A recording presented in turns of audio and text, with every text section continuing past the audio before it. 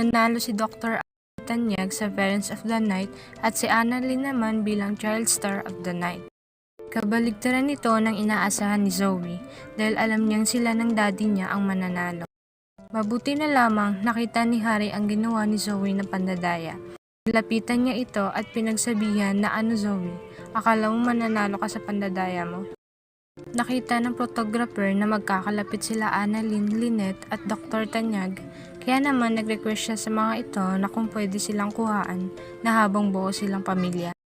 Pinatigil ni RJ ang pagkuha sa kanilang tatlo at sinabi niyang tama iyon dahil baka magalit din sila Zoe at Moira pag nakita ang larawan nila. Nang muling magkita sila Zoe at Annalyn, sinaktan niya ulit si Annalyn ng masasakit na salita. Sinabi niyang tatay niya lang si Dr. RJ sa dugo, pero yung sa puso, hindi. Habang umiiyak si Annalyn, hindi niya na napigilan ang sarili niya na sugutin si Zoe. Sinabihan niya itong sumusobra na. Naabutan ni RJ na sasaktan ni Annalyn si Zoe, kaya pinigilan niya ito at tinulak. Galit niyang sinabi, "Huwag mong sasaktan Zoe."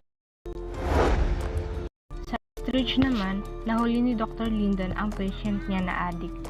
Sinabi niyang hindi pulis, sundalo ang makakapigil dito, kundi sarili lang din nito ang makakatulong sa kanya.